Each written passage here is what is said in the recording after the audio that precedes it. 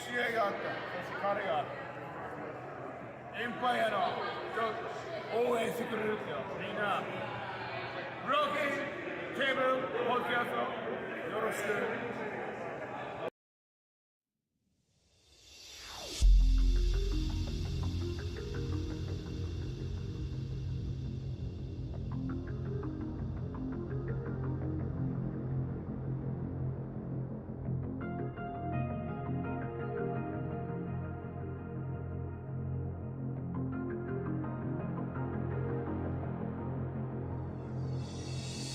Yeah, hear the battle cry under the devil's sky. The one-winged angel screams. It fuels my hopes and dreams. The best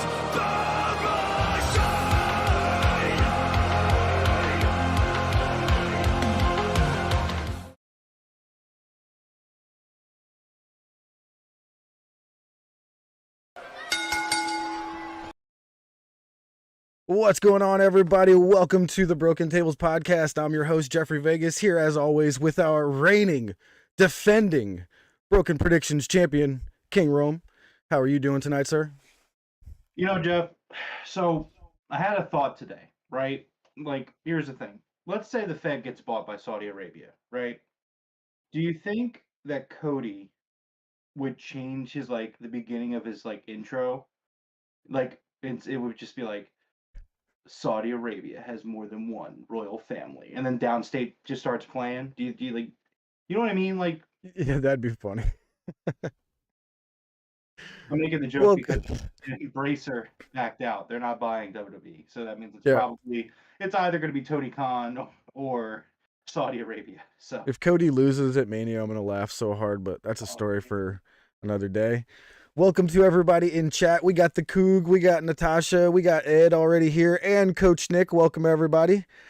Natasha says, wish she had money to watch the pay-per-view this weekend. Guess you'll check it out on Twitter. Ed says, go to AMC or a movie theater. I swear to you, going to the movie theater was one of the funnest experiences I have had for a pay-per-view. It's almost like having your own section of being live. And so, like, you know how when you're live, you don't have I can't think of the word, but you don't have the announcers and everybody. You don't experience the show the same that it is when it's on television, you know, like the extra stuff that's on TV. So you get the best of both worlds. You have like an audience that's part of like the arena, and you get, you know, it's great. It's really cool. So welcome everybody to episode number 122 with our AEW Dynamite review from Daly City, California, essentially San Francisco. Coach, is that correct? Is Daly City close to San Francisco, or do you guys know? I'm not sure. But we started off with the All Atlantic Championship, Orange Cassidy versus Big Bill with Stokely Hathaway. My God, man, every time this guy is on television, he absolutely kills it. Orange Cassidy is possibly one of my top 5 in AEW right now. He is so good. well, Jeff, I mean, welcome. I don't know. That's what I've been saying for the longest time. This guy, man, Orange Cassidy is so good. And there's a reason why. There's a reason why this man starts off Dynamite every single week, Jeff. Yeah. Um, he's a draw. He's an absolute draw. Um, hardcore fans like him, casual fans like him. This guy is he's extremely talented in the ring, and he's got a great gimmick. His matches are just incredible. We're getting to a point where this may sound blasphemous, but Orange Cassidy is in that category of Cassidy isn't gonna miss. I don't recall the last time I really saw a bad Orange Cassidy match. You know, that's a very small club for me. It's like Danielson, Omega, the Bucks. You know what I mean? Like, it's a very exclusive list, but Yeah. you know, it's we're getting to that territory. Mox, Hangman, stuff like that. Actually, no, I mean for me it is that territory. A huge Orange Cassidy fan, and this match was just another incredible match. where he's defending the All Atlantic Championship, and he's having a hell of a title defense or a title run here. I mean, just look back week in and week out, the situations that he's putting himself in as a fighting champion. Can't you know? It's. I would argue it's one of the best title reigns in the history of pro wrestling. Yeah. It's been Yeah. a great title reign. Every single match has been great. Now, Ed, who is in chat here tonight, in our Discord, he pointed out that, he's not so high on the title reign because he believes that Orange Cassidy could have been having these great matches without the title. I feel that about a lot of champions, and I don't think we ever hold that against people. You know what I mean? Because here's And the I'm sorry, not trying to pick on Ed at all. You know what I mean? I love Ed. He's one of my favorite in our chats, actually. But yeah, Ed's great. So, sorry, finish your no, thoughts. I'm just I'm trying to figure out how to articulate that. Like, I feel like that could be said about a lot of champions. They would have great matches without their titles. You know what I mean? But I don't feel like we should hold that against him at all. You know? So I think the thing that we need to remember with AEW, I mean, the booking in AEW is just what it is. We spent decades with, at least here in North America, with titles making the wrestlers, whereas in AEW, the wrestlers make the titles. So that's why you're saying Can that, get like, down oh, with Orange that. Cassidy could be having these matches without the titles. The Acclaimed could be having these matches without the titles, right? Because they're fucking stars. Like, that's the point. Like these guys are elevating these titles, so when they drop the titles to say a gun club, it makes the guns look that much better because the Acclaimed were elevating the tag titles. Orange Cassidy is elevating the All Atlantic Championship, and I think I understand Ed's argument because the title is supposed to be defended overseas, and Cassidy hasn't done that, and I can understand and accept that critique of it. um that being said, though, I am going to look at it as it is a championship that is being defended regularly, and the matches are just excellent matches. Um, but yeah, I mean, I just think that that's what we're looking at here in AEW, where it's like every time we talk about AEW, I feel like 9 times out of 10, the champions in their past reigns, we never look fondly on the championship reign. And I think that's because we expect the belt to elevate the wrestler, but that just doesn't happen. The wrestler elevates the belt. You know, it's like Hangman. Like everyone looked poorly on Hangman's title reign, and then I would lay out the title reign that he had, and people were like, "Oh wait, Yeah. that was actually really good," you know, amongst other guys. So I get it, but I just think that that's a casualty of great character building that the Yeah. titles just don't feel as needed, but they still are great to have. Yeah. Either way, I actually thought this was Big Bill's best match I have ever seen from him. You know, in WWE or AEW, I think this was his best match I have ever seen. I agree with that. This he looks incredible. Might sound a little weird, but his back is not covered in acne from whatever that may have been. I'm not sure. I'm sure you know what I'm talking about there. But he looks incredible now. He is as cut as can be, and he looks like a legit 7 foot tall monster. And he put on a really really good show here tonight against Cassidy.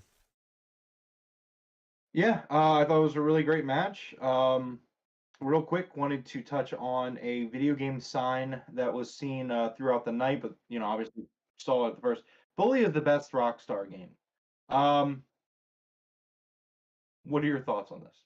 I can't agree with that. Well, here's the thing, right? I think Bully is absolutely one of the best games Rockstar has ever made. In terms of like, if you look at like the game itself, obviously you're not going off of the pedigree of like say a GTA. I think Bully is actually one of the better games that Rockstar's made. Is it the best? Oh, man, that's tough. That's really tough. At that point, I would say Bully is a top 3 or 4 easy. I'll give you that for sure. I think the three, yeah, the 5 games that come to mind when you ask me to say the best Rockstar games, and I think even this might be in some places a little controversial. Grand Theft Auto San Andreas, GTA 4, which I know a lot of people, some people don't like, but I really love GTA 4. Both Red Dead games and Bully. I think that those are Mhm. like the top 5 quintessential Rockstar games. Hey, we just got a sub from Amani Oreshi. Thank you very much for the sub. Thanks, Amani. It's been a while since we've seen OC pop up there. That's cool. Thank you. Yeah, looks like we popped up a few since the last time we talked, Jeff. Yeah. It's good.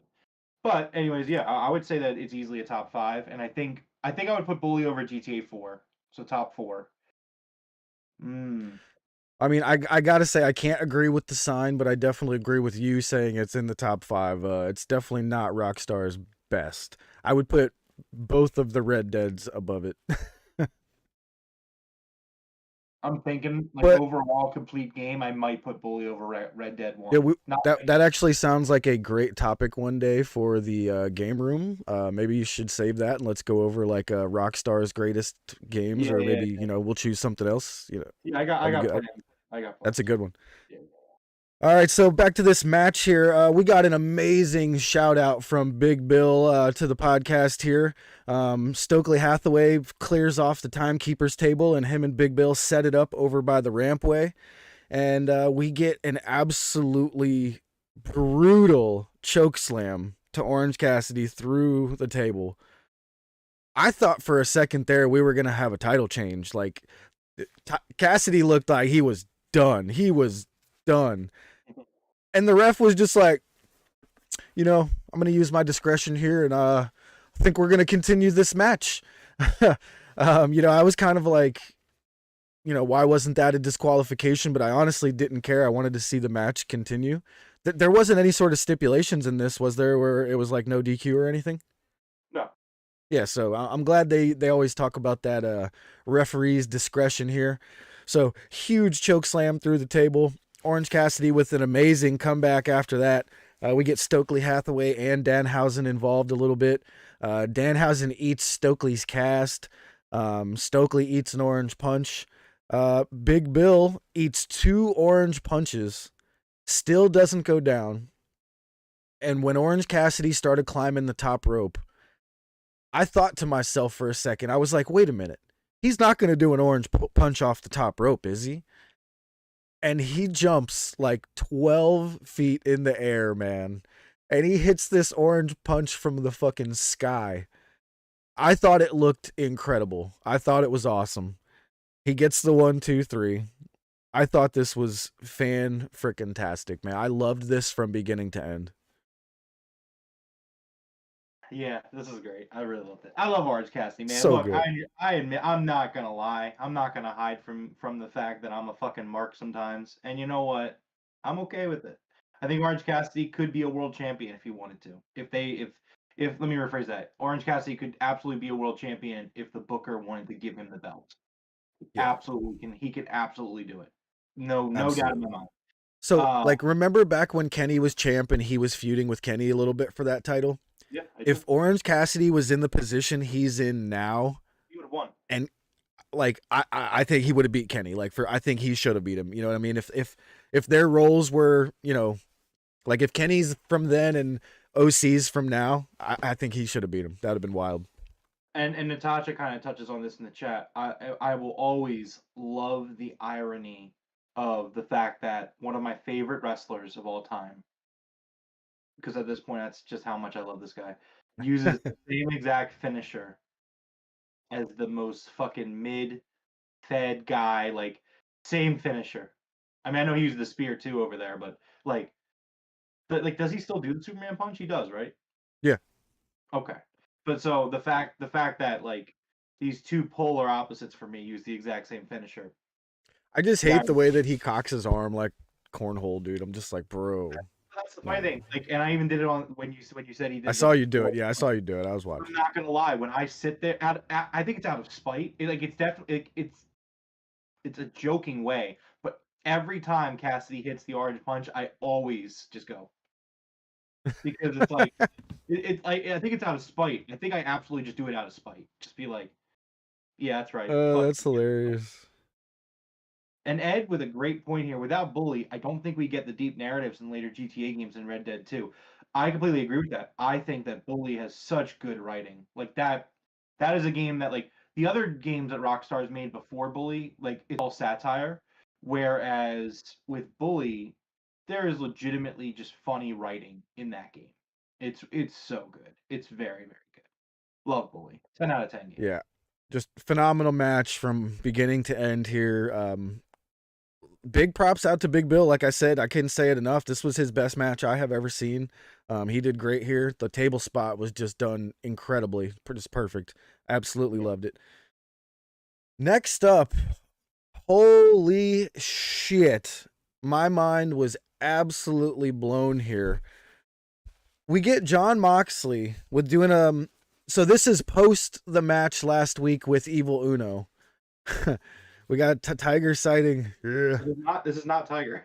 Oh, that's not Tiger? Is that him? Yeah. We rescued my mother's cat. Oh, Yes. so who is that? So we haven't really named him yet. His name is Charlie, but I've been just calling him the child, like for Mandalorian. Okay. So we don't have a name yet. We Aw. don't even know if we're keeping him yet, but he's What here a now. cutie. Yeah, he's only like 7 months old. He's just at like age- accepting it. He's like, yep. All right. Oh, he is a young, fiery orange cat. He is running all day, every day.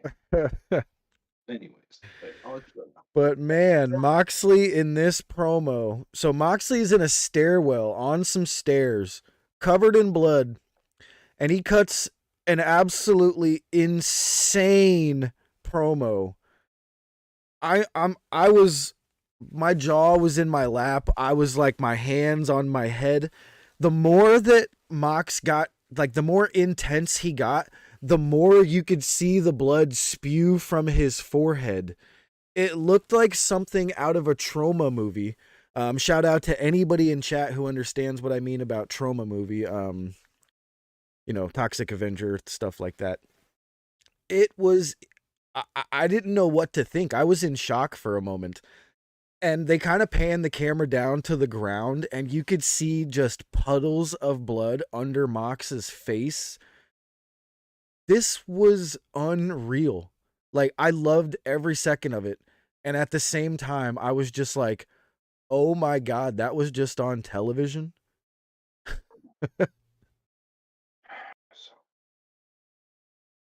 So look at this, right? So we talk about this a lot in the podcast. As much, I love pro wrestling and I love the action in the ring, absolutely. But my favorite thing about pro wrestling is the character building and the promos. I fucking live for that shit. I love it. And tonight, I fucking had a great night. This was the first. Hey, don't chew a wire. Get out of here. Again, he's a fireball, Tony. This promo was the first of many home runs in the promo department tonight. Moxley says, "I'm a sick man. This is not something to be proud of. You should not aspire to be me." He says, "Hangman, you are a great wrestler.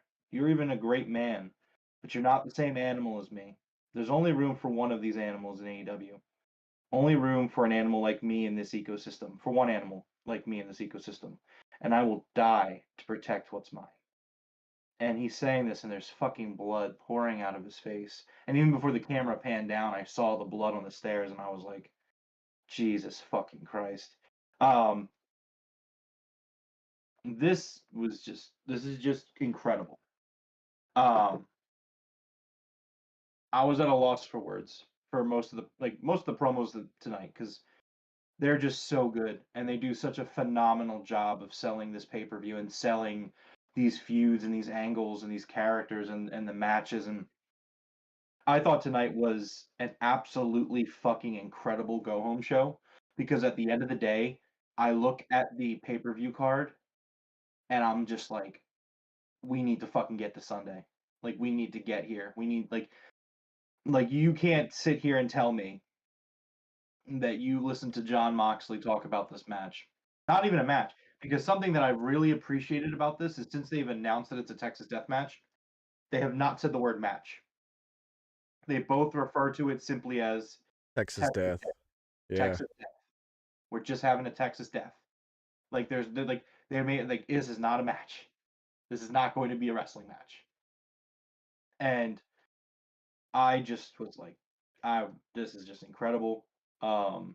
This is cinema. And yeah, this was just an excellent night for leading up to the pay-per-view. Ed Weber says So always good, take dude. your- I was in shock, man. The blood dripping out of his face, like I was saying, like the more intense he got, the more you could see it flowing more out of his head. Like I was legitimately concerned for a moment. Yeah, I'm like, I can imagine that like the doctors right behind the camera, like, John, we really need to go stitch you up. Yeah, like we need to wrap this shit up with. Remember the sign from the Dave Chappelle show? Wrap it up, like Yeah. wrap it up. Yeah. So this was just absolutely incredible. Nothing but the highest of praise for this segment. Oh man. And it's All not the right, last. next. Oh, go ahead. And it's no, I was just saying it's a home run of a segment, and it's not the last one tonight. Yeah, absolutely.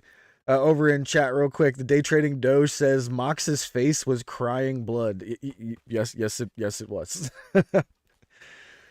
um, Natasha says, I'm personally uncomfortable with all that blood because terrified of blood, but with a Moxley match, it just makes sense with the way he's being built. I mean, yeah, it feels like they're trying to condition us. Every single time Moxley is on screen, he does everything in his power to bleed somehow, some way. Well, But I can understand that, Natasha. Some people just do not like the sight of blood. I thought I was going to be one of those people until I wound up being like a crime scene cleanup guy for like a year. Yeah, I had no problem with it apparently. so I actually saw someone make a really good point on Twitter about Mox bleeding all the time. So they were saying that in boxing, a boxer and even in fighting, if you get busted open legitimately Yep. often, your skin doesn't heal in time. So it actually, if you're someone that gets like a you start bleeding in an area and it doesn't heal, like you're more susceptible to continue to bleed there as time goes on. So it actually makes a lot of sense that Mox gets into these fights every week and he's so easy to bust open because he just gets busted open so often. I was like, wow, okay, That does make sense. That's a great makes point. so much sense. Good point. All right, next up, we had an absolutely incredible segment here. My wife got jebaited so damn hard here. So, because she wasn't in the room, and Carry On Our Wayward Son hits the Elite's music, the new Elite music. She comes running. She's like, oh, awesome, the Elite. She sits down. The lights come on. The Elite's standing there. You get maybe 2 seconds. The lights go out. And you just hear the Elite getting their asses beat. You can actually physically hear them getting their asses kicked. The lights come on. And the House of Black are holding the trio's titles high. This was unreal how good this was. The lights go back out. They come back. House of Black is gone. The belts are gone. And the Elite are laying on the ground, beaten down, not busted open, but beaten down. I loved this so much because, like I said, the wife got jebaited so hard, and so did I, and I bet you too. What did you think? I know you want to. Here's what I thought of the segment. Are you ready to watch it, me? So Yeah. Home run, baby. it's fucking so good. It's so good. It was so great. Um, they didn't do a lot. It's minimizing, it's maximizing Let's your fucking minutes, go! and that's so important in a go home show for a wrestling pay per view. Like it's just what you want to see. And in about 20 seconds, they did something that was a great image. Like it looked fucking great. It moves us along to the pay per view, and it just builds tension, um, and it was just incredible. Just that image of the House of Black standing behind the silhouette of the Elite doing their pose, which is they've been building up to that up to them doing that, which is just great. Yeah, again, this was a home run of an angle. Very Oh, short. absolutely. 20 Grand seconds. slam. Right. Grand slam. I mean, the pitch, they just threw the pitch and bam, knocked it out of the park. Hey, and we got Coach Nick in chat. What up, Coach? Here live for once. All right. Next up, we had Samoa Joe on commentary for the Face of the Revolution ladder match. This had Takeshita, Hobbs, AR Fox, Commander, Eddie Kingston, and Ortiz, Sammy Guevara, and Action Andretti. Dude, this was great. This match brought this crowd up to a whole nother level. They were great during the Cassidy match, but this crowd, they were so behind Powerhouse Hobbs here. I actually didn't realize it was his hometown until the crowd was going nuts and basically forced commentary to tell us why. This was awesome, man.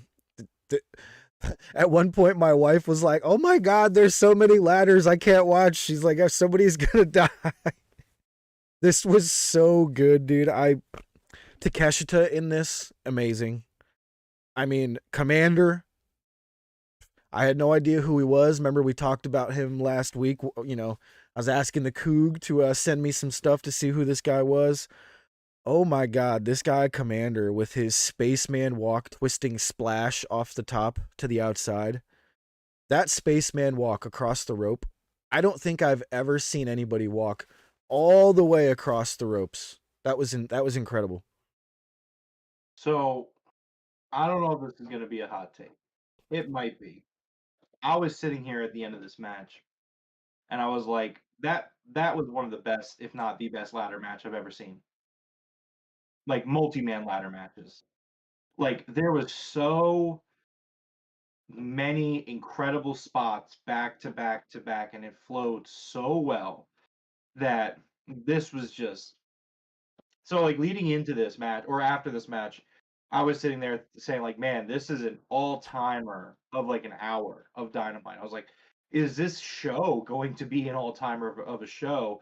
And I think that the action in the second hour did lower that a little bit, but at this point, man, I'm riding high.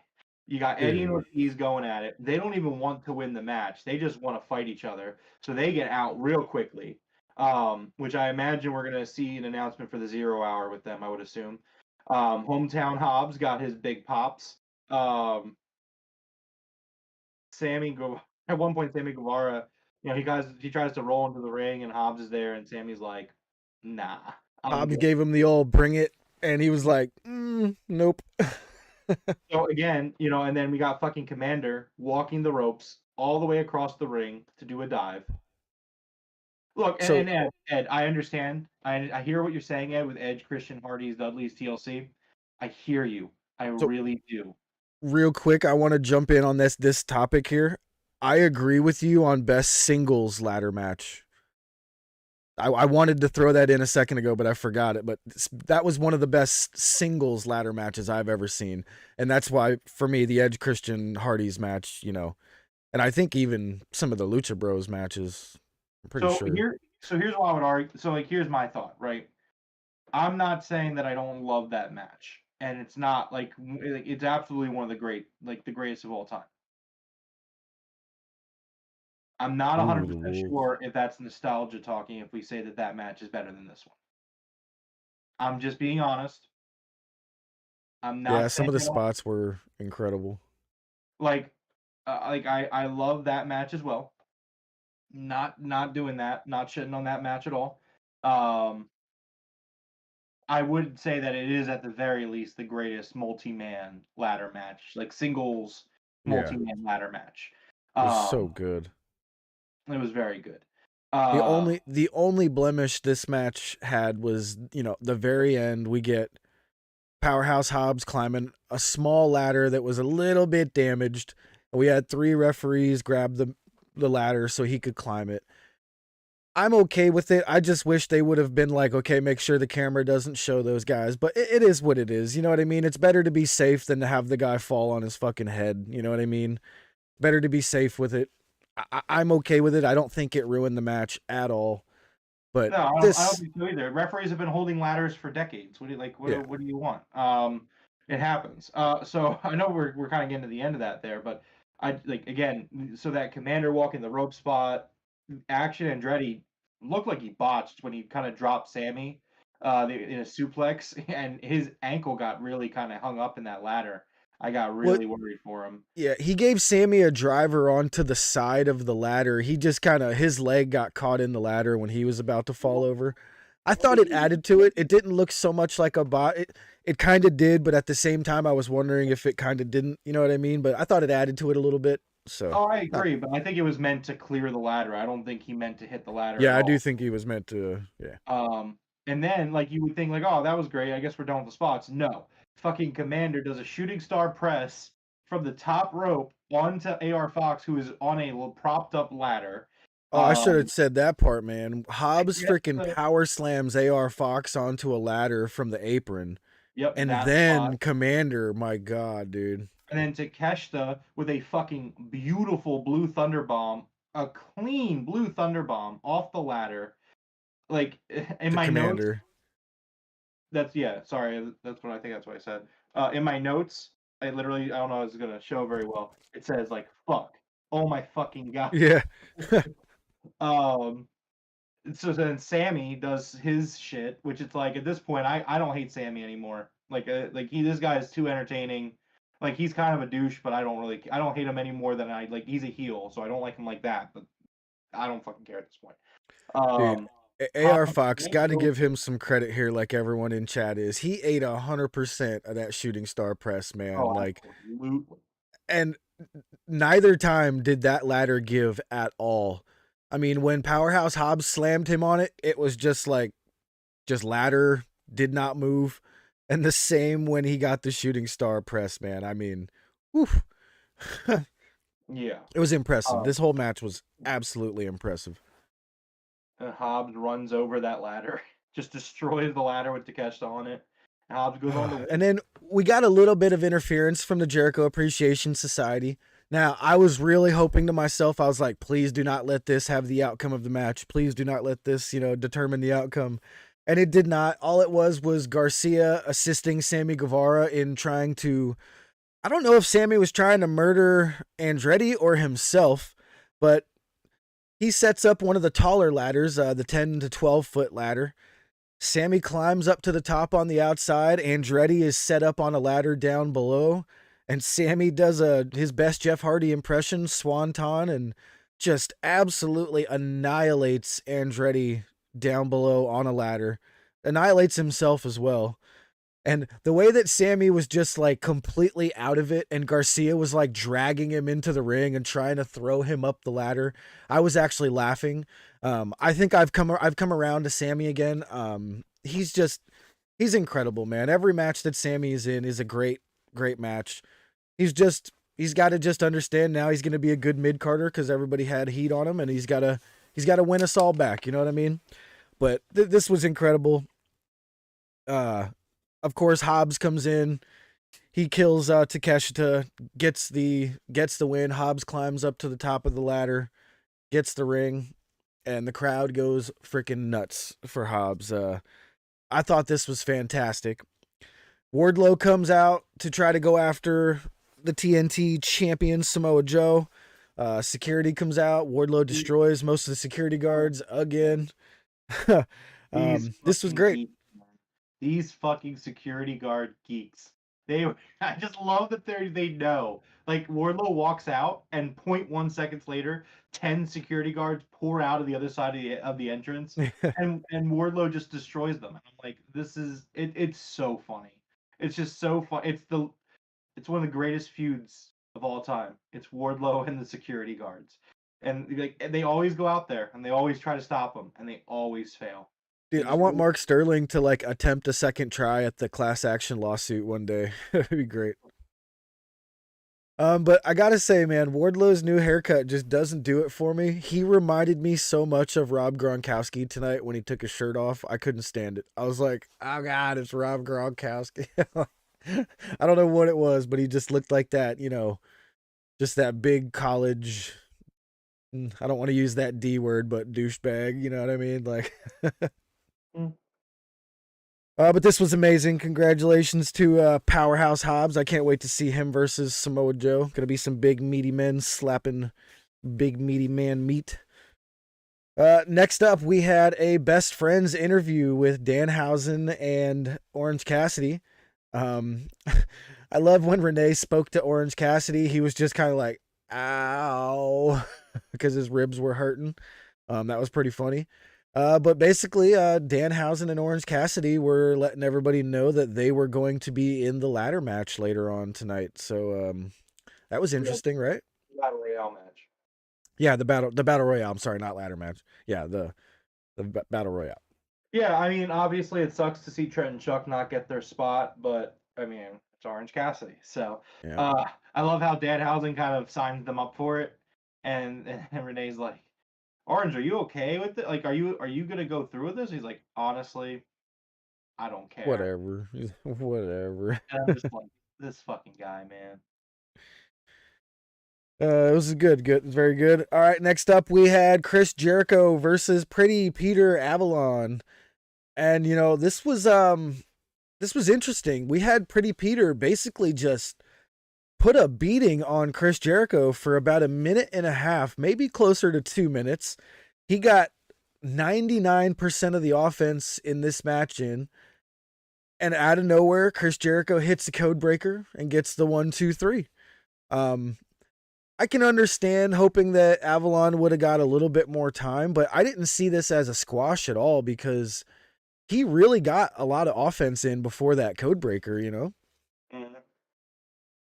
But it is what it is. He attacks Pretty Peter after the bell. He hits him with Floyd the Bat. Ricky Starks come out for the save, but the Jericho Appreciation Society attacks Ricky. The crowd. My favorite part of this was the crowd actually chanting "fuck your hat" to Jake Hager. Did you catch that? You did. What's that? I said I did. Yes, I did see it. Yes. Yeah, you did. Oh, Yeah, I here. guess you're just over the Jericho stuff at this point, right? So admittedly, we ate dinner a little late here, and so the dinner was ready like during this match. So I Gotcha. literally I missed the match itself, and then I saw the segment afterwards, like the post match stuff, and I was like, all right. I mean, it wasn't bad. I'm ready to move on. Yeah, it was legitimately like 2 minutes of Peter It was just fine. chest chopping Jericho and basic maneuvers, and then code breaker done. You know what I mean? It was wild. Like Jericho literally got only the code breaker. Mhm. Yeah. uh, next up we had a Hangman promo for the ages. Um, Hangman, when he really gets a chance to sit down, and I say sit down, when he really gets a chance to actually hammer out a really heartfelt promo, this dude's one of the best in AEW. This promo kicked so much ass. He said he's got nothing left to lose except this match. And he says after this match, Moxley will never be the same. So once again, uh, just a fucking excellent promo, just absolutely incredible. Uh, like you said, Hangman says this match is all he's got left to lose. He says, "I lost my title. I lost my shot at getting the title back. I lost my friends. I even lost my memory. You can't take my heart though, Mox, because you can't even carry it. I'm taking your spot. Beating you is my last glimmer of hope." Mm. Mhm. Mm, mm. Like I, I don't even want to do the show anymore. We're done. I'm done again. I don't want to walk off because it's like I don't know if I'm doing the gimmick too much at that point. But it's like, man, sign me the fuck up for this pay per view. Like Oh, this is absolutely, yeah. it's just absolutely incredible. And just like it, man, the line that I just keep going on is, "You can't take my heart because you can't carry it." And like again, like this character of Hangman, just so many ebbs and flows to his character, and just he's lost so much. Um, that yeah, this is just and this match is a very big match for Hangman in a lot of ways. And I'm absolutely here for it. Oh, absolutely. Great promo by the Hangman. Next up, we had Renee Paquette with Christian Cage in the ring, and I have a feeling this is going to be another one of your home run promos of the night. You need to grab the glasses again. There they are. Let's go. My God, Christian Cage. When I Immediately, say right off the bat, he got heat with me. I wanted to reach through my TV and strangle him instantly when Renee was, speaking to him, and he grabbed Renee's hand and moved the mic closer to his face. I lost it. I was like, "You mother!" He is a master of manipulating the audience, man. He really is. Once again, man, when I say I ate good tonight, I absolutely fucking ate good tonight. This was just another one where it was just a home run. Christian Cage fucking hates Jack Perry. Old man Christian out here sounding like Jeffrey Vegas. I hate the young kids. I hate the fucking, yeah, I hate them all. I'm just an Get old off my man. lawn. I'm an angry old man, just like Jeff. And Christian's like, Christian says, I want to fight you this Sunday, Jack Perry. I don't want to have a match. I want to have a fight. He says, at the end of the day, you can't hang. At the end of the day, the reality is you're just your father's son. Just like your father, you're a no talent hack that should be thankful you've got Hollywood good looks to get you through life. Because this business is not for you, kid. You don't have the guts. Um, So good. Yeah, absolutely. Christian Cage dropped a really weird line, which got a few people on Twitter buzzing. He says to in regards to Jack Perry, you don't have what it takes. You don't have what Adam has. What, he said that? I missed that? He said that. What? He's like, you don't have what Adam has.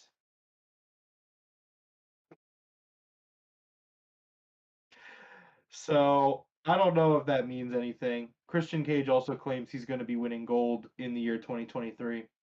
I don't know if that's connected. I don't know. It could have just been a one-off line. But then we got the So Jack real, Perry. I'm sorry, go ahead. so Natasha says this is one of the best, if not the best, promos she's ever seen from Christian. What do you think? I think that Christian Cage has been on an absolute tear in his heel AEW run with promos. Yeah. I don't know if I rank this as my favorite one, but they're all so damn good that at this point you're asking me to compare like the best Zelda games. It's like, I mean, I guess you could say one is objectively better than the other, but they're all fucking incredible. So, I don't know. Yeah.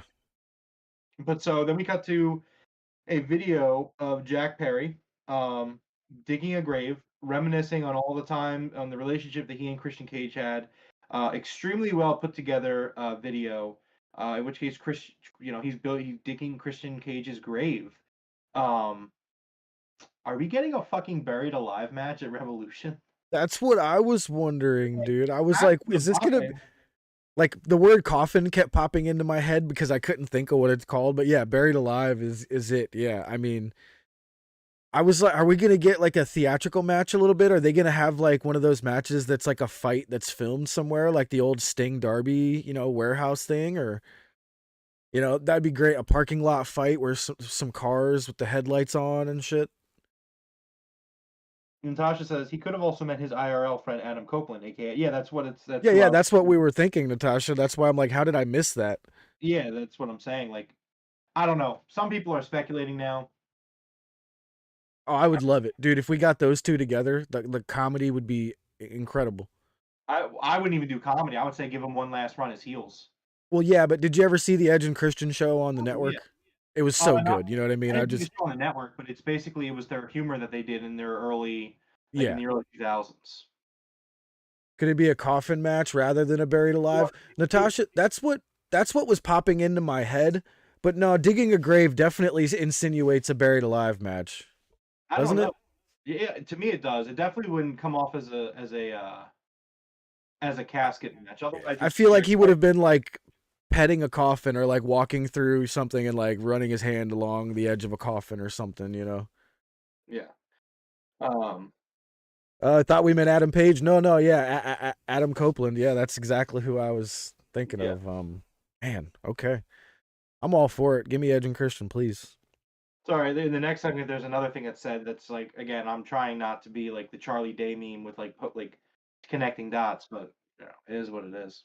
The Coug hit the nail on the head. He's got instant heat with the crowd, like lighter fluid on charcoal. Yeah, He really and it's does. not go away heat. They love to hate him. Oh yeah, he is absolutely an incredible heel. It is Yeah. bonkers how good he is.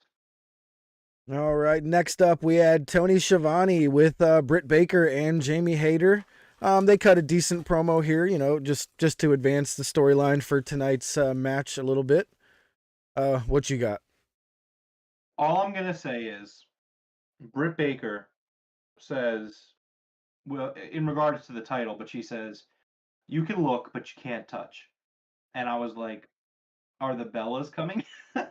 Oh wow, I didn't even think about that. Whoa. I don't know. Maybe I'm putting too much together, but like they have heat with the Fed right now, and obviously One's Danielson's in married to AEW. Danielson. So I'm like, I don't know. The Like other one hates John Cena. they have this Fed angle with Fed women. Dude. I don't know. I'm just saying. I just point these things out. Could it be absolutely nothing? Yeah, it could absolutely be nothing. But I want to point it out because if it happens, then we can come on the show and you can give me my flowers. You know what I mean? Like that's the intention. I Um, didn't catch that because right after she said you can look but you can't touch, she turned around and slapped the belt. I was like, "Oh, but you can?" Like, yeah, but good catch there. Good catch. Oh man, I hated the Bella twins, bro. That's why. I mean they were heels, so it's Oh like yeah, I was meant to. Yeah, yeah, I know. Yeah. Where are we at here? All right, next up we had the FTW Championship, Matt Hardy versus Hook. Is that where you're at in your notes as well, sir? yes, So, we did not get the finger poke of doom, like some of us might have been hoping, but we actually got a pretty good match here. I think one of Hook's best matches he has had. Definitely the most offense I think I've seen Hook take. He was pretty much on the defense the entire match here. Stokely and the Firm were there and casting distraction ringside as much as they could. Uh, Ethan Page, man, when he shoved Hook into the ring post, I thought Hook was really injured. That was one of the most convincing ring post dives I've ever seen. It really looked like he just absolutely annihilated that ring post with his face. yeah. I thought it was a really good match. I definitely agree with it. It was a good spot that Hook took. And yeah, Yeah. So Ethan Page uses the cast behind the ref's back to what looked like a KO to Hook. Um, Kicks out at 2.9. He locks in the red rum on Matt Hardy, who immediately taps out. Like, I mean, the second that red rum was locked in, he immediately tapped out. And I don't know if anyone else caught it, but as soon as Hook let go of the red rum, Matt Hardy was sitting there smiling with a grin from ear to ear on his face. And Stokely Hathaway was sitting in the corner rocking back and forth in the fetal position. I was laughing so hard at Stokely the way that he was sitting up against the barricade and basically having a panic attack. That was hilarious. and just him rocking back and forth. I also really loved Matt tapping out as soon as he was put in. So we didn't get the finger poke of doom because I don't think Tony Khan would actually do that now. Like I understand now, it makes sense that he wouldn't do that because that would be pretty terrible. But you could tell that like Matt went into this like, okay, at some point Hook's gonna put me in his red rum. I'm tapping the second I go in. I'm not even fighting it. Yeah. If they had planned on, separating Hardy here tonight, they could have had Matt Hardy like extend his hand to do a handshake and just get locked into the red rum and tap out immediately. Like, that wouldn't have necessarily been like a finger poke type thing, but I get it. I'm glad we got a match out of this here because it actually really showcased some of Hook's selling. Hook was selling really, really well here, wasn't he? Yeah, I think so. Yeah, absolutely. So I love me some Hook.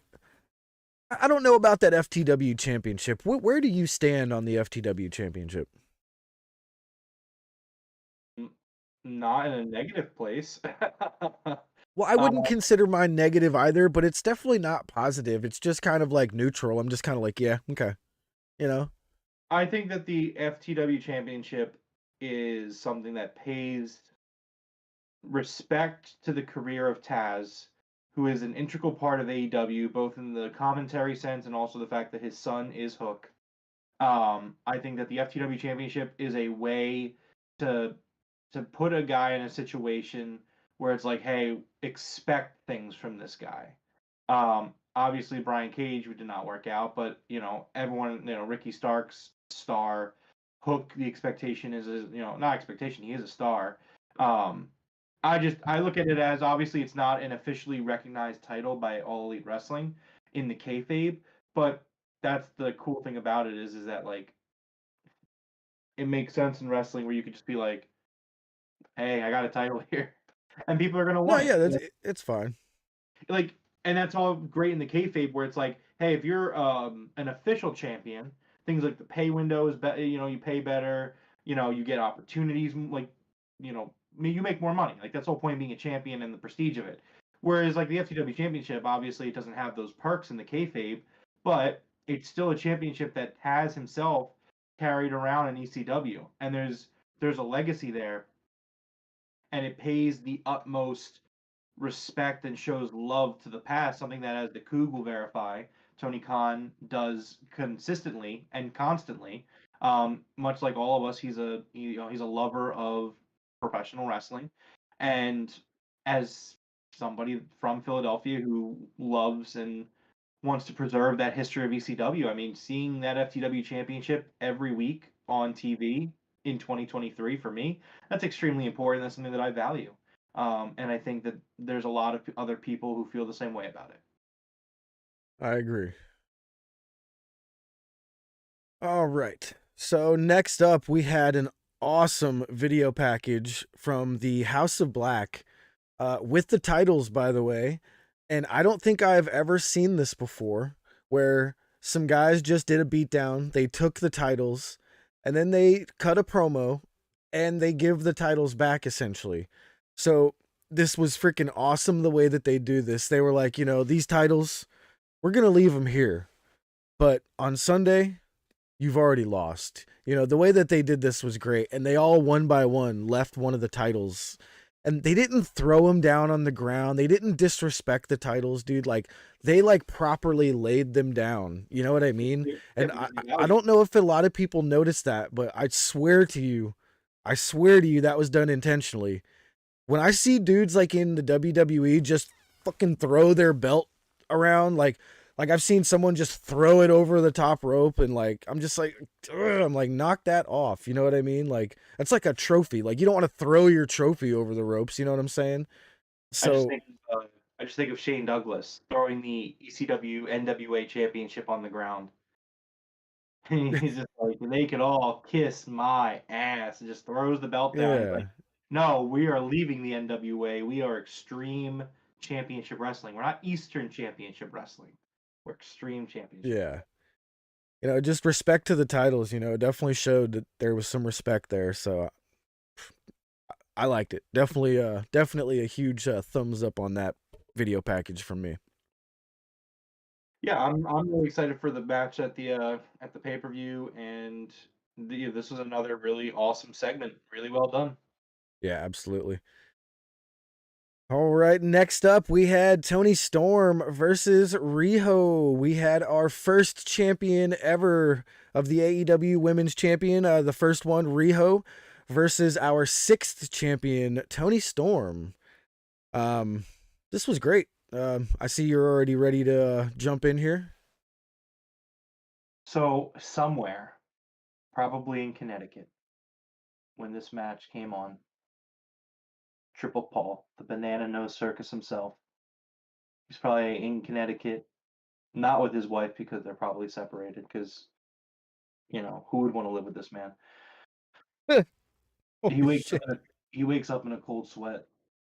He wakes up and he's shivering. He's just fucking shivering. He's like, "What's going on? I don't understand." And he walks out into his living room, and he left the TV on because he's just a dumb fucking idiot. And on the television is AEW Dynamite, and coming down to the ring is Riho, and he just flashbacks to the Wednesday Night War, and he's just the fear that man must have for her is beautiful to me.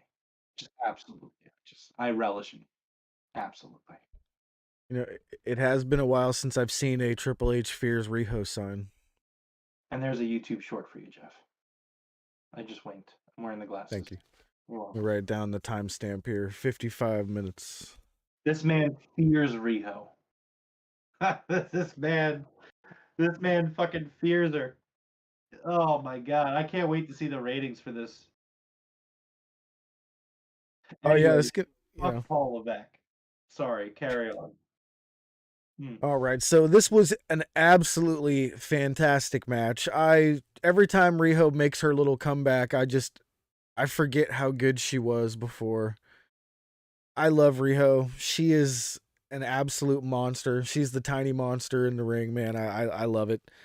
We had Saraya on the outside casting her distraction. Um, Man, Tony Storm hits those hip attacks on the outs or on the side of the ring that just look absolutely brutal, man.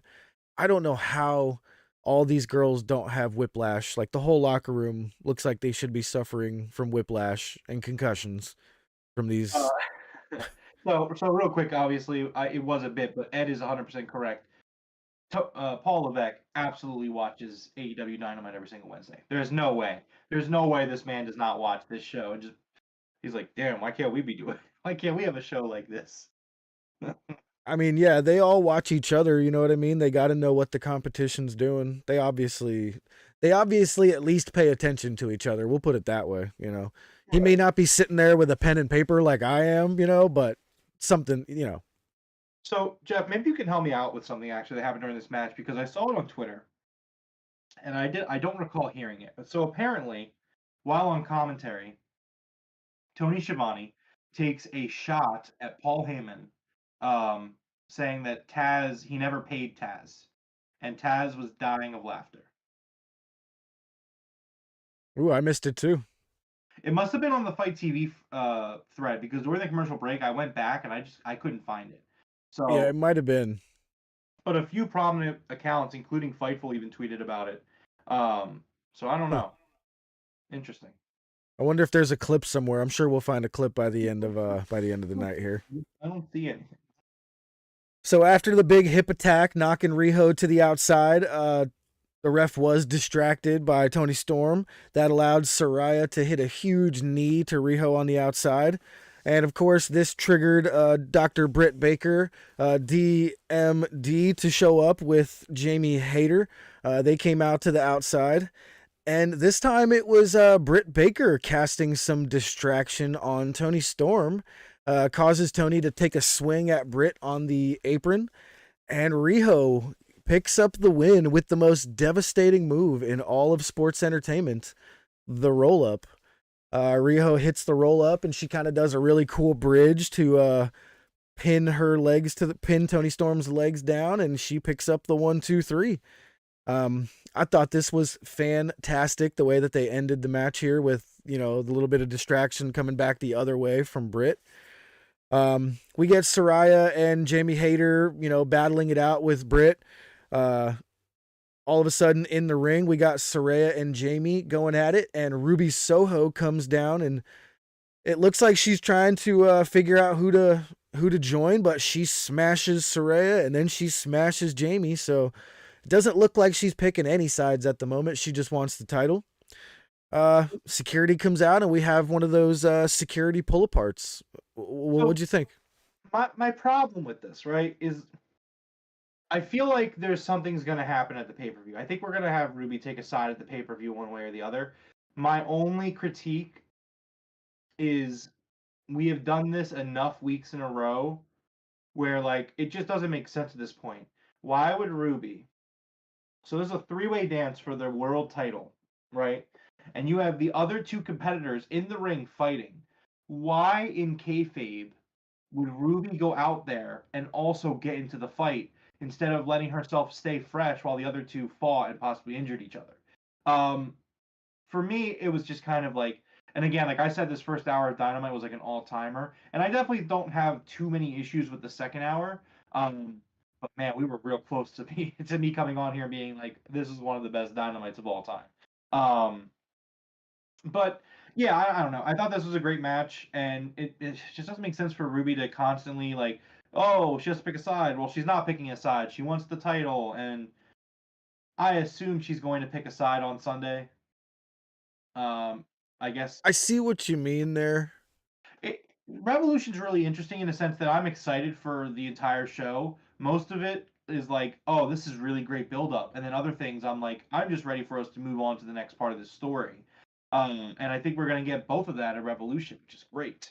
So I don't know. I like it. Just it's another week where like I feel like they have this plan lined up where they want to do certain like you know what the storyline reminds me of? This kind of reminds me of the Julia Hart joining the House of Black storyline, where it's like we were just at a snail's pace with it because people were injured, people were out. I think Ray Fenix was out at that point, and he was part of that House of Black versus Lucha Bros. I think Eddie had a point in that too, and he was injured. I don't remember. It was like a year and a half, 2 years ago at this point. But I just feel like we're just kind of crawling along to the next.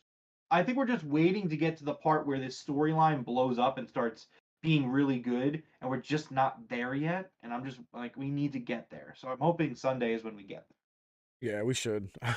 Really, we hope we do. All right, so I thought this was fantastic, but I do agree with you a little bit on the end there. Ruby should have just stood up on the ramp and watched the other two fight. You know what I mean? I think that would have been a better.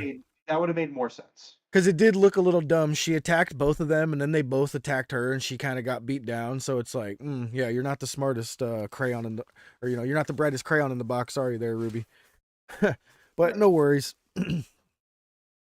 Next up, we had Dustin and Keith Lee cutting a promo, challenging for Rampage. They called themselves Naturally Limitless. Oh, go ahead.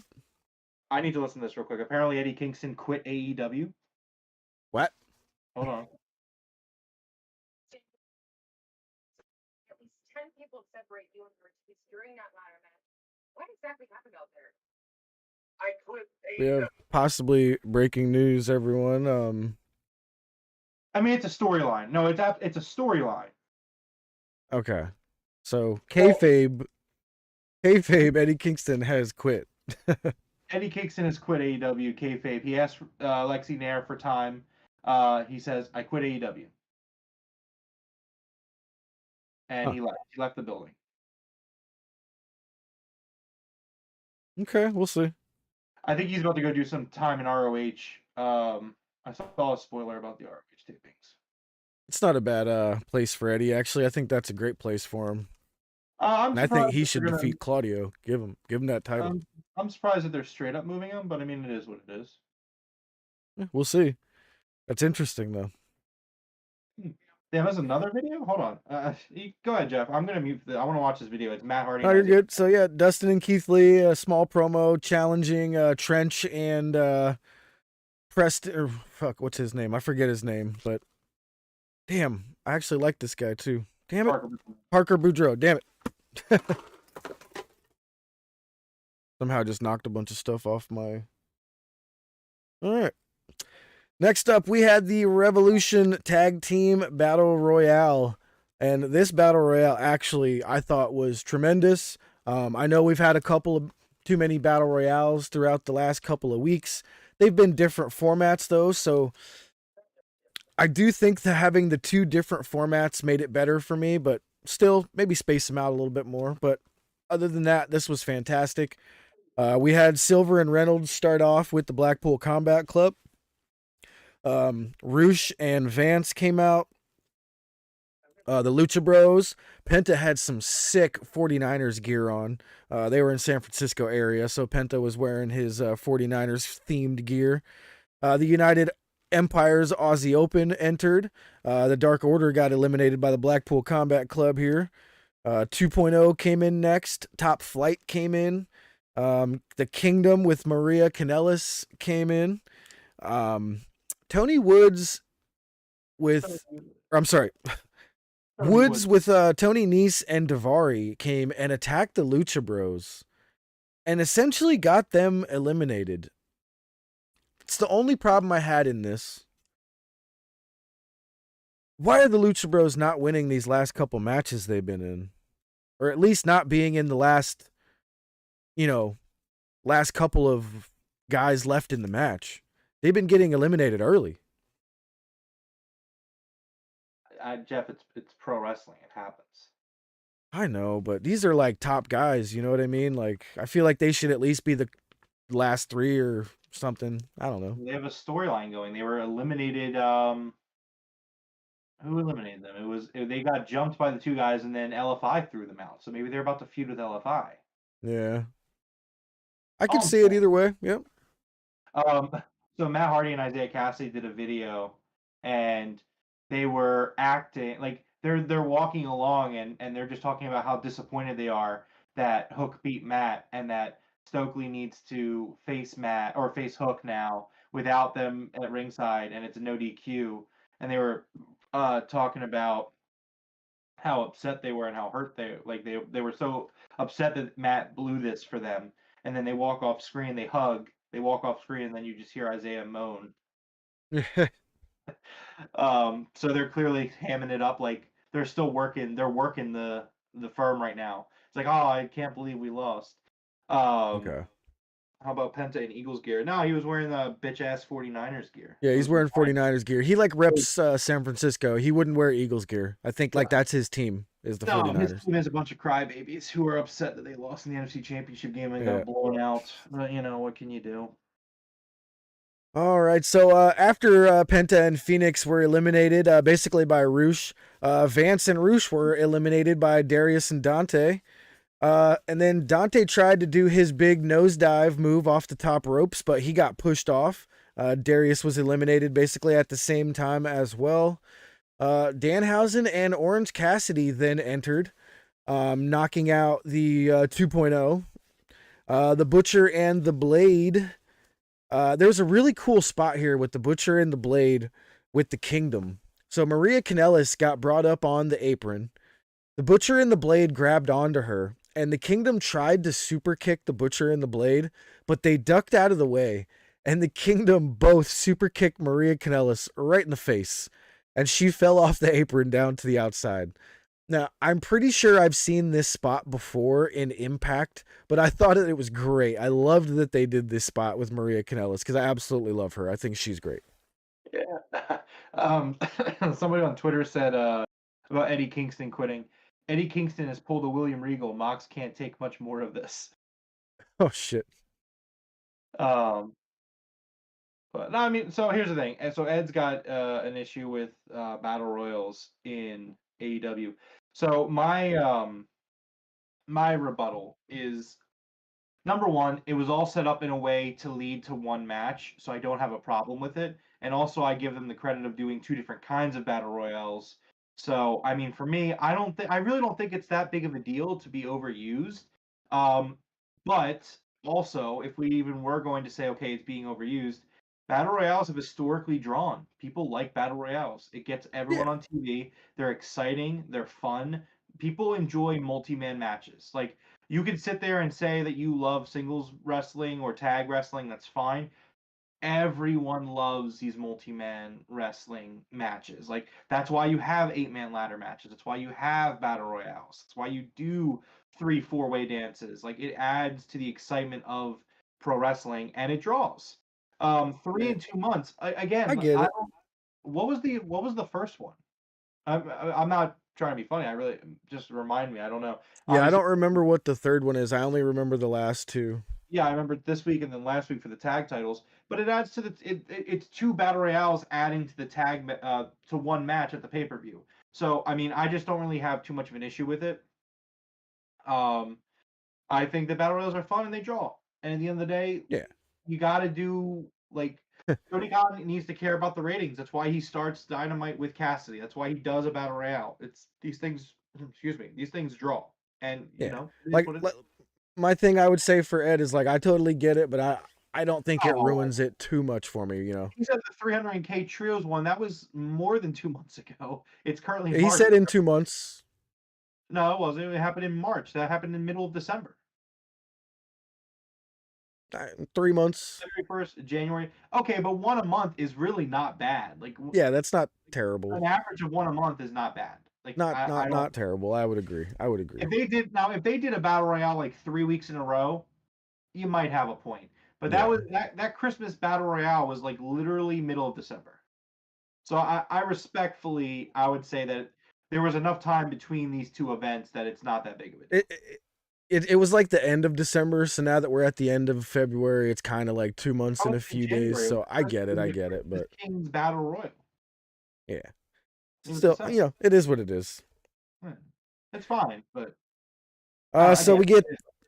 Aussie Open, eliminate the Kingdom. Orange Cassidy eliminates the Blackpool Combat Club. Danhausen winds up getting absolutely murdered by the Butcher and the Blade. And at this point, it's the Butcher and the Blade and Orange Cassidy versus Danhausen, or Orange Cassidy and Danhausen left. So Danhausen gets kind of annihilated, but they don't eliminate him.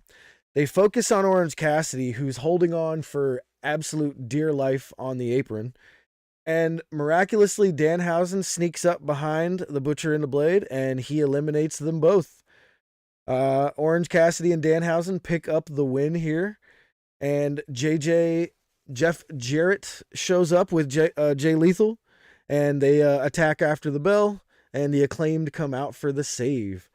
I thought this was great. You know what I mean? It was another decent battle royale, over the top battle royale match here. Like my only complaint was that the Lucha Brothers were eliminated too early, but I totally get your point about maybe we are getting a storyline here where we're gonna get Mark Briscoe with the Lucha Brothers versus the full trio of Woods, Davari, and Nice. So this, I'll save this for when we get to the MJF thing because something really funny just came across my Twitter feed. It's incredible. So, okay, sorry. Yeah, I look, man. I know we love the Lucha Brothers. I'm not saying we don't, but like there's a lot of tag teams in AEW, and you're gonna have to spread it around a little bit. I mean, at the end of the day, the Acclaimed are in that match. They're super over. Orange Cassidy and Danhausen also super over in that match. True. And then you have the heel teams, which they're not over, but they're heels. They get heat. So like I understand, and we'll talk about when we do the pay-per-view preview show. I have thoughts about this match because I think it's just a really weird match, and I know it'll be a good match, but I don't know how much I like the actual booking of the match. But we'll talk about it when we get there. Um, but I think that there's so much storytelling wrapped up in Orange Cassidy and Danhausen winning this match that like the writing was on the wall, and I think anyone that was expecting otherwise, you at that point you weren't really paying attention to the booking. They were really booking Orange Cassidy to win this match. Also Yeah. there was no FTR tonight, so I mean, look, I'll just say this. We'll say it. We'll move on. I think with FTR, one of two things is going to happen. I think either number one, they're going back to the Fed, or number two, they are doing everything that they can do to get AEW fans to kind of be against them. So when they return with CM Punk, they're going to be heels. My reasoning is that if you are on Twitter and you listen to Dax, or you see what Dax says, just constantly just being like, I can't wait till April. Is it April yet? Like, oh wow, the on his podcast he said that the Pinnacle was a terrible idea because MJF made it all about him and acted like he was so much better than everyone. I was like, well, what do That's you, his gimmick. yeah, I know. So it's like, I don't know. Like, I think Dax has been terrible. No, see, Ed says I think TK wanted FTR. If TK wanted FTR, he would get FTR. Like, that doesn't make sense. They're under contract. If he would just book them and they would be booked. Because they also said that they were willing to come back and work out their contracts. Yeah. If he booked them, they would be there because they said, we're willing to work. Yeah. I do think it is all storyline. Right? I do agree with you here. I don't think they're going back to the Fed, man. But I'll tell you this: I'm as confident as I was that Cody's not going back. But that's why I can't look at it that way, because it's like, I know. We'll see. I mean, we'll see what happens. But I mean, if you held a gun to my head and you said, pick what you think is more realistic, just because, like, I don't know, I really do think Punk's coming back. Like, Kenny was on Renee Paquette's podcast, and the way he was talking about the brawl out, it seems like even if it was a real fight that happened, it just seems like cooler heads have prevailed at this point. like based off how Kenny was talking about it. So I don't know. It does seem kind of it does seem like we're moving in the direction where everything just continues to make a lot of sense for this Elite versus CMFTR and like add one more guy into this group feud. Um, but at the same time, if you held a gun in my hands, like what's more believable and what's more realistic? Probably FTR going back to the Fed. I mean, I don't know. I don't want to upset you, Jeff, but FTR, despite being excellent pro wrestlers, from time to time, Dax does give off some kind of Fed vibes. I know you don't want me to say that, No, he but does, but when he's he's sitting there another one of saying those like, guys that some of the things that he's said in the past, like just like Cody, but ugh, I don't know, when like Dax is sitting, I don't know. It's just we'll see what happens, but it just doesn't. I don't know. I don't feel super yeah, great about it, but we'll see I'm what happens. definitely taking option 2. I think they're trying to generate heat to come back as heels, and I Yeah. think them with Punk as heels, whoo, you're putting some butts in seats, I promise. Well, so again, I really do think that I think that everything is aligning in a way that makes sense. Um, I feel like you have Hangman getting back with the Elite. You have, the Elite. I don't want to talk about the trios titles because we have the prediction show coming up on Sunday. But I think everything is kind of aligning in a way where you're going to have the Elite with Hangman ready to go, those 4 guys, and you're going to have CMFTR and someone else. I don't know who. If I had to guess, if you asked me to like guess someone, I'd say Wardlow. But maybe not Wardlow. I don't know. But I don't know. Well, I mean, we'll see what happens. Yeah, we'll see. All right. Next up, we had MJF versus Brian Danielson video package. Pretty much a recap of their feud over the past few weeks. We had Taz speaking a little bit. We had Tony Schiavone speaking a little bit. Really good video package. And then we get Danielson out in the ring with Renee Paquette. He starts to cut his promo, but is immediately cut off by MJF's music. And then in turn, Danielson immediately cuts off MJF and says, "Shut up, MJF." He's like, "I don't want to hear it. Just shut your mouth." And then Danielson, another home run promo here tonight, cuts an absolutely incredible promo on MJF, saying he hates me because of all the things that I have. He's like, he hates me because he wants the things that I have. He's like, you don't deserve these things. You haven't done anything to deserve them. And the way at the very end of this, he just yells, "You're going to get your fucking head kicked in." And they bleeped it perfectly, but you know what he said. And MJF looked absolutely terrified. I thought this was incredible. And Danielson saying, "You deserved your fiance leaving you." Oh my God. This was so good. So good. Yeah, so yeah, he says that there's one thing you have that you deserve, it's your fiance leaving you. And so Naomi Rosenblum, MJF's former fiance, Yeah. has tweeted out, "I think Brian Danielson is my new favorite wrestler." Oh, is this all? Wait, what? This is actually Naomi Rosenblum, who was MJF's actual fiance. Um, yeah. Yo, could So you imagine if she's playing along in kayfabe? Because she posted like a couple of prints of MJF and she's like, "When these are gone, they're gone. No more will be made." And it was like, damn, she really did leave his ass. yeah, part of me wonders if it is kayfabe or not. I don't know. But anyways, so that was incredible. I mean, the fact that she's watching Dynamite and watching MJF probably tells you it is kayfabe that she's just working with him. Um, but man, savage, just fucking incredible. But man, Brian Danielson, he goes on to cut this promo, and again, Brian Danielson, you know, one of my all-time favorite wrestlers, like top 2, top 3, top 2 really. Um, this man talks about all he's fought and how much he's overcome. He's like, 7 years ago I had to retire, and like now here I am, he says, my previous job, I could have coasted through and made enough money to live my life happily, and I chose to leave that behind to come here to AEW because I want to fight. And this is a man just chasing after my own heart at this point. And yeah, like you said, Danielson said he's gonna kick MJF's fucking head in.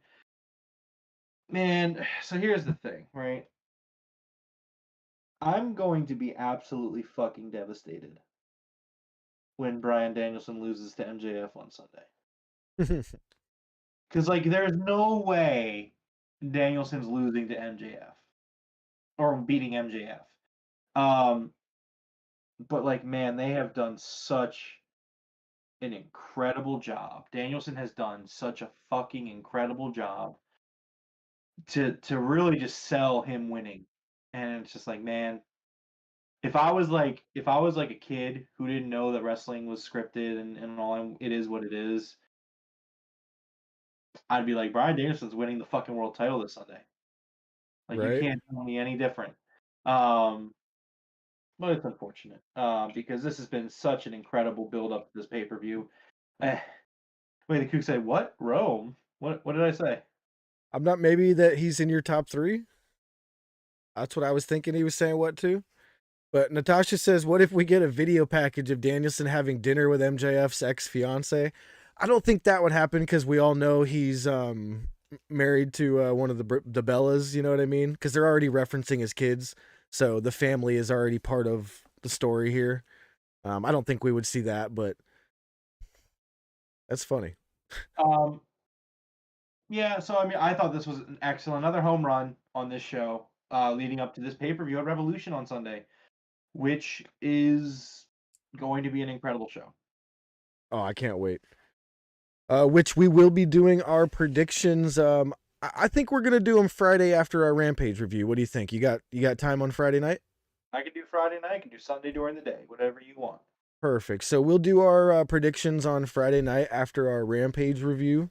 And I'll tell you what, I'll cut it up into its own standalone video. You know what I mean? And we'll put it out separately. That way you guys can find that on Saturday. But what do we actually have in store for Rampage? What do they got? What do they got lined up for us? Not gonna lie to you, absolutely fucking nothing. I don't know if I like blanked out and missed it, or they just didn't announce anything, but I didn't see anything announced. Like, the end of this show was actually kind of different in a sense that, like, they showed the MJF Bryan Danielson video package, and I was like, oh, okay, this is them getting ready to show what's on Rampage, and then they just went to Danielson in the ring. So I'm actually currently on Twitter trying to see if we have anything, Yeah, I'm looking too. but I don't have anything right now. So I guess Rampage is going to be live. It's not being taped tonight. Ooh. Well, it's a pay-per-view week. They're going to be live on Friday night. Okay. Yeah, it was weird. They didn't even really go over the pay-per-view card either, even though they've announced most of the card already. So again, it was an interesting thing. I assume that we're going to hear it all on Rampage then. I would also say keep an eye out for tomorrow for news for Rampage. I wonder if maybe because Ring of Honor's tomorrow, they didn't want to get into Rampage yet. Oh, yeah. Maybe? I don't know. I got to find out how to fucking watch Honor Club. I don't have Honor Club yet. They said it was at watchringofhonor.com or something. Yeah, I wish I'd have wrote that down. But my big thing is like, can I watch it easily on my Xbox or my PlayStation? Because I like watching things on my TV. And I did buy a New Japan show, and I hooked my laptop up to my TV, but it's a pain in the ass, and I don't want to keep doing that. So I need to find out if there's a way for me to easily watch it on my big screen TV. Huh. All right. Well, since we don't have much lined up for Rampage here, do you got anything you wanted to go over before we head on out? Oh, the Kook said, I meant the fiance tweet. Yeah, it was savage. Completely savage. Oh, yeah, it was so savage. It was great. I would hope that she is working like that. No, I mean, I don't really have anything else. Vince McMahon is booking WrestleMania matches, so that's cool. Brock Lesnar didn't want to work with Bray Wyatt because Bray Wyatt has tarnished his career to the absolute bottom of the barrel, and so that's cool. You know what? Um, Let's talk about that for just a moment. Because remember a couple of a couple of months before he returned, I was doing Wyatt Watch segments. yeah. I was so excited for this guy. I mean, really, I was excited for his possible return to AEW, but even when he returned to the E, like, I really wanted to see what was going to happen.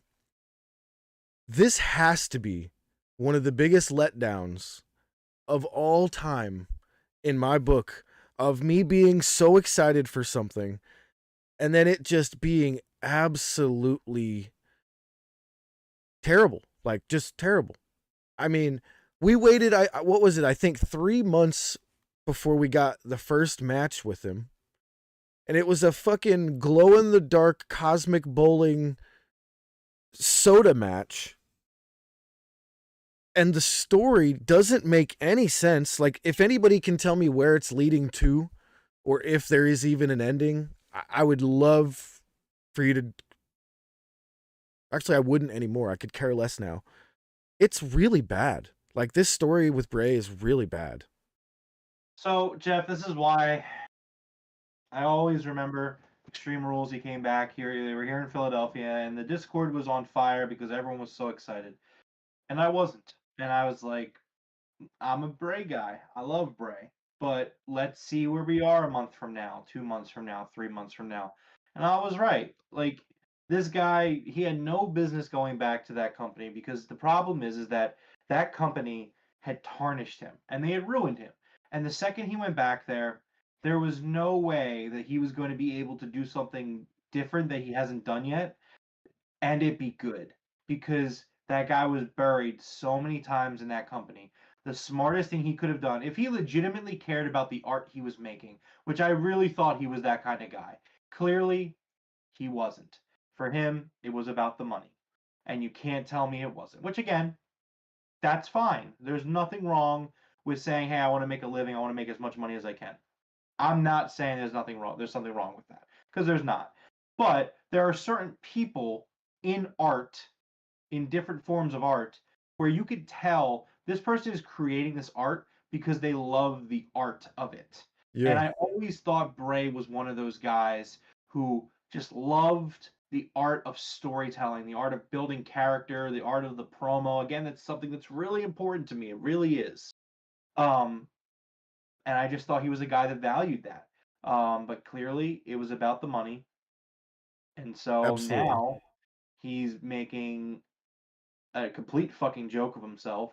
I can't believe I used to stand this guy. Like I catch clips on Twitter, and I'm just like, man, this used to be my guy. Like this used to be someone I was like, This I would go to new war for. the new Uh, Muscle Man video, I was just like rubbing my forehead like, oh. that crowd, man, is all you got to know. When that video is playing, silence. That video ends. You could hear fucking a pin drop in Yeah, that. those people were like, the did we just watch? It wasn't even that. It was like you could tell it wasn't that people were even confused. It was Yeah. just it was a feeling of indifference. It was a Yeah. vibe of indifference. My I think favorite part was for a moment, Bobby Lashley looked confused. He was like, what the hell was that? And then he had to look all angry. And then he was like, and I mean again, like look, so I don't agree with what Brock Lesnar did usually. So it was pitched to Brock Lesnar that they were gonna do Bray versus Brock at WrestleMania, and Brock himself said, "I'm not doing that. I don't want to work with Bray Wyatt." And my thought was, I am usually not that kind of guy who is going to agree with someone not wanting to do business. At the end of the day, do not use your star power to get out of doing a match. Yeah. However, it's really hard to argue that like if Brock is trying to really care about his career, whether it's for the money or whatever, which is for the money, which is fine. I mean, like let's be honest, if Tony Khan paid more, Brock Lesnar would be on AEW. Like that's just factual. Yeah. Um, but like, if you're Brock Lesnar, you don't want to fucking work with Bray Wyatt. This dude has literally been a cancer on everything he's touched. in that company since he's returned to that company. Like everything has been dog shit. It's Yeah. been terrible. Every single week, it's just been bad. And so I can't blame the guy for looking at it and being like, I'd rather fucking fight Omos. Like, all right, cool. Like, I don't know. That's a good point Ed made. Is Brock can't sell being freaked out by Bray because he's the one that ended the Undertaker streak. I can Yeah, see that. that's a I great can see point. that. Yeah, And that's good exactly. on We Brock can't- being we like, can't do that. listen, that makes no sense. We're not doing it. You see what I mean? Like, Yeah, I agree. I don't think it makes any sense for them to do Bray versus Brock. And again, but this is my point. This is what I'm saying. Bray has put himself in a position where it can only be about the money from here. Like you Yeah. can't do any meaningful work at this point. You had the opportunity to go elsewhere and to reinvent yourself or reestablish yourself. You went back to it's like so like I used to I was a general manager of a restaurant, my previous job. And at this restaurant, we had this employee, and he worked out for a while and he was doing good, but then he ended up like causing a bunch of drama and he quit, right? And so he left, and we got to a point where we hit like we got a little short staffed. So we ended up bringing him back. It's like 7 or 8 months down the line. He asked for his job back. We brought him back, and it instantly just didn't work out because he had such a bad experience with the people that were there before that it didn't matter that 7 or 8 months had passed. He came right back in, and he wasn't even starting shit, but people were just like, "We're not fucking working with this guy," and it just didn't work. yeah. And it's the same dynamic. It's just like you can't go back to a place that you've already been ruined in. Like it just doesn't work that way. You were buried in the desert by Goldberg. You were buried by John Cena. You were buried by The Rock. You were buried by every single Randy Orton. You were fucking buried by everybody to a point where your gimmick became pointless and ruined. You were buried by Seth Rollins. You were like just so like we could go down the list of all these people. Roman Reigns, you just buried. You can't just go back to that company and just expect it to be like, well, I'm really talented, so let's get back Yeah. to work. Like, no, it wasn't going to work that way. It was never going to work that way for him, No. and it's terrible. He's putting Yeah. out And absolute dog shit product every I'm single still time. trying to figure out what this cinnamon toast crunch match is gonna be. That'd be hilarious if there's like a big bowl of cereal for someone to get dunked in. I'd be laugh my ass off. It'll probably be the Bray Wyatt match. Yeah. Oh jeez. Well, you got anything else here you wanted to go over?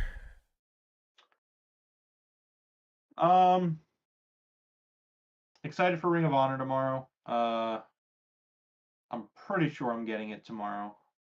Ooh, that'll be a stacked Rampage then. We're gonna do a little bit of the recap on that as well. Yeah, so we'll be doing Rampage, Ring of Honor recap, pay-per-view preview. I'm excited for this weekend. I have to text you the Perfect. Curly's order. I'll probably do that tomorrow. Perfect. That'll be three nice videos out of one on Friday. All right. Yeah, I'm down for that.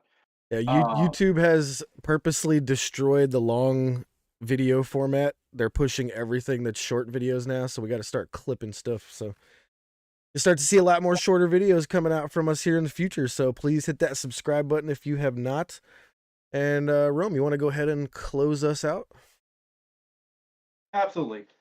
Well, this has been episode 122 of the Broken Tables podcast. Thank you for everyone hanging out with us here tonight live on youtube.com/the Broken Tables podcast. We really appreciate you guys hanging out with us. If you could hit the like button and subscribe if you haven't already.